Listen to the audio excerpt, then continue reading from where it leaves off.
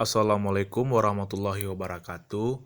Perkenalkan, nama saya Ahmad Rajif, NIM 18058171, akan menjelaskan sikap dalam psikologi sosial.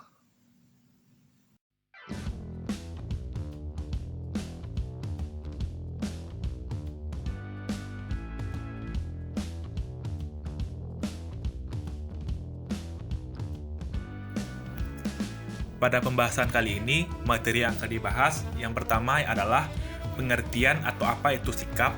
Yang kedua yaitu aspek-aspek apa saja dalam sikap. Yang ketiga, teori-teori apa saja yang mengenai sikap ini. Yang keempat, hubungan sikap dengan perilaku. Yang lima, contoh kasus yang terkait mengenai sikap. Langsung saja kita mulai materi yang pertama, yaitu pengertian sikap. Menurut Colhoun dan Asocella, sikap adalah sekelompok keyakinan dan perasaan yang melekat tentang objek tertentu dan kecenderungan untuk bertindak terhadap objek tersebut dengan cara tertentu. Sedangkan, menurut Sarwono, sikap adalah kesiapan pada seseorang untuk bertindak secara tertentu terhadap hal-hal tertentu. Materi berikutnya adalah aspek-aspek sikap. Menurut Fishbein dan Atzen, aspek ini dibagi ke dalam kedua kelompok. Yang pertama, aspek keyakinan terhadap perilaku.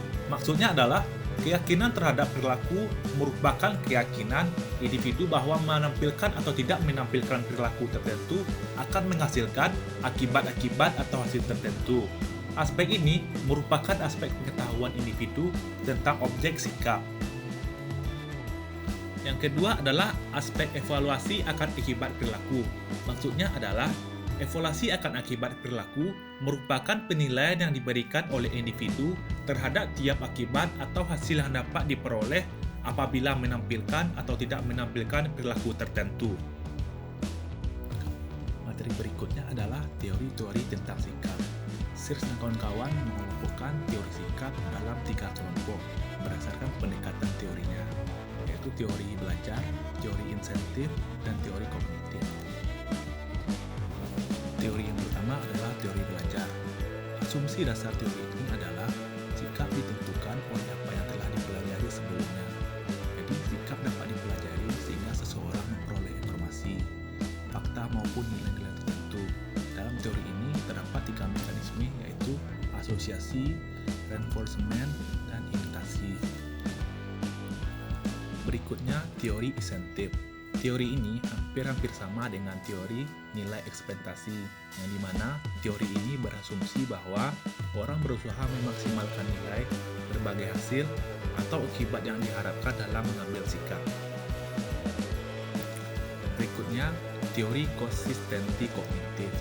Pendekatan ini menjelaskan tentang keberadaan manusia yang dianggap sebagai individu yang telah memahami makna serta hubungan dalam struktur kognitifnya. Seorang apabila menemukan suatu nilai yang tidak konsisten satu dengan yang lainnya, maka ia akan mengubahnya sehingga menjadi keyakinan atas nilai tersebut menjadi lebih konsisten. Adapun bila kognisinya telah konsisten, sedangkan dia dihadapkan pada kondisi baru yang menimbulkan ketidakkonsistenan, maka ia akan berusaha untuk meminimalkan ketidakkonsistenan tersebut. Materi berikutnya adalah hubungan sikap dengan perilaku. Sikap adalah sesuatu yang dilakukan dalam membawa dirinya menanggapi hal yang terjadi sesuai dengan cara berpikir serta keinginan bertindak. Sedangkan perilaku adalah sebuah keadaan di mana seseorang tersebut beraktivitas seperti berbicara, cara orang tersebut berjalan, dan lain-lain. Hubungannya di sini adalah dalam sebuah perilaku, kita dapat menunjukkan sebuah tanggapan yang ujung-ujungnya menghasilkan sikap atau sebuah pandangan terhadap tanggapan tersebut. Materi berikutnya adalah contoh kasus mengenai sikap.